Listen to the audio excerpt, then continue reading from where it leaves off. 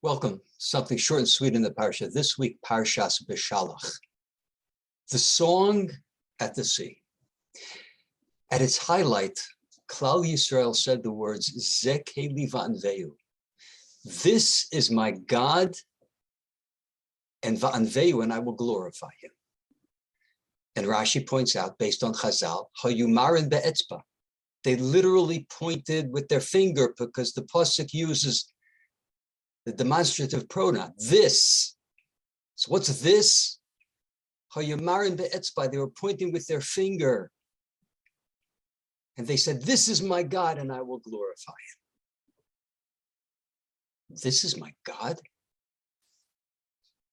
What did they see?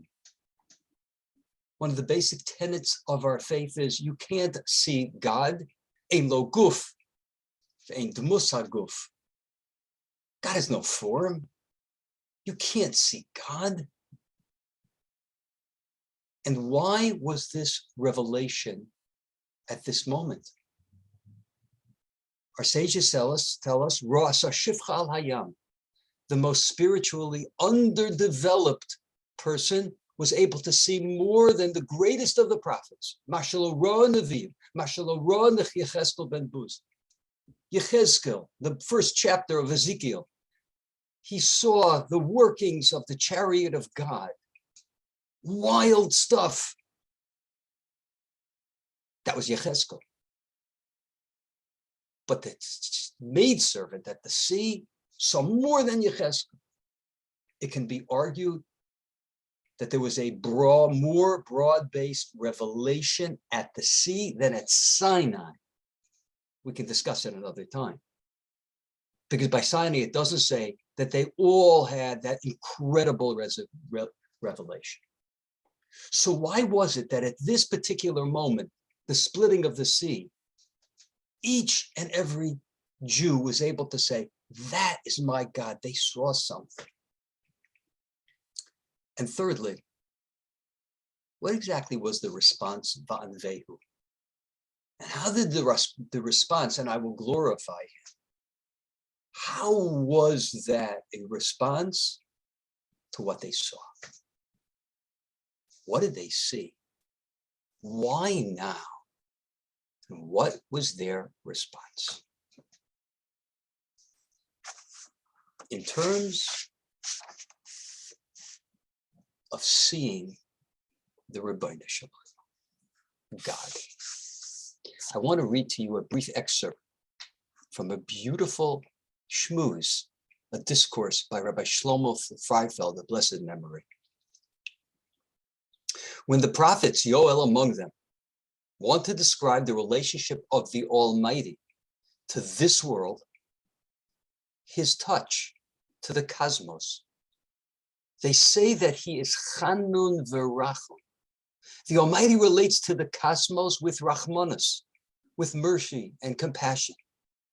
All we know about the Almighty is that there is emanation, a creative flow that is called Rachmanis, that reaches out from the unknowable, ineffable, inscrutable, intrinsic being of the Almighty. It reaches out and touches the cosmos and sustains it. This is what the Navi Yoel is telling us when he says, Ki chanun v'rachamu. God is magnanimous. God is kind. This is not poetry. This is not a metaphor. This is prophecy, hard fact, delivered to us from the Almighty through his prophets, his messengers. It follows, therefore, that if a person wants to connect with the Almighty, he must cross that bridge where the Ribono Shel Olam reveals himself. It is the archway in the infinity of existence that spans across the void from the Almighty in its intrinsic being to the cosmos that he sustains through his attribute of Chanun v'Rachum, compassion, mercy, sympathy, pity, all forms of Rachmanos are the positive forces that create, sustain, and give existence to everything in the cosmos. The divine energy that flows across that bridge of mercy, that is the only point in our experience where we encounter the Almighty. So Klal Yisrael stood at the sea. It was a major moment in Jewish history. It perhaps can be argued that it was the major moment. It was the moment that we became an Am. The Rishonim tell us that even as we came out of Mitzrayim, we were avodim borchim, we were fleeing slaves, but we were still slaves. It was only with the splitting of the sea and our enemies, our masters, were drowned, did we achieve true freedom. With Kriyas Yamsuf, we became an Am. And when we became an Am, we needed to know who our master was, the Ribono Shel Olam. So HaKadosh Baruch Hu removed the cloak which veils his relationship to the world, the Chanun V'Rachum.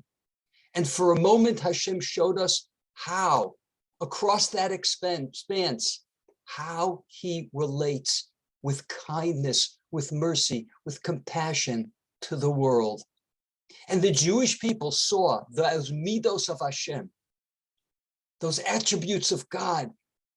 And they said, Ze Keli, those are the attributes of my God. And they said, Va'anvehu. Rashi, Shabbos, Kufla Megimel, Shabbos 133b. Rashi says, Anvehu is a contraction of Anivahu, it's he and I. They looked at the attributes, they saw the attributes of God, they said, that is my God. And then they said, whoa, Va'anvehu, it's he and I. I see compassion, I see mercy, I see pity. I see how God relates to the world. And then they looked and they saw themselves. Anivahu, they realized that they could be like that they were created in the image of God and they had a role in the world to bring that mercy and that compassion into the world. And therefore they said, Va'anvehu, E'ese atzmi kamoso lidavik b'drachav. I am going to make myself like that, to cling to God's ways. Mahu chanun v'rachum, just as he is magnanimous, gracious, merciful, so to me, I am like that, essentially. And I will bring that out of myself. I will be davuk b'HaKadosh Baruch Hu. I will be godly. And as Rashi continues to say, in explanation on the pasuk, on Chumash, I will bring the beauty of God to the world. I see in that revelation of divinity, I see an aspect of myself. I could be godly, and I will be godly. And I will bring, by example, I will bring that beauty to the world. Ze Keli Va'anvehu.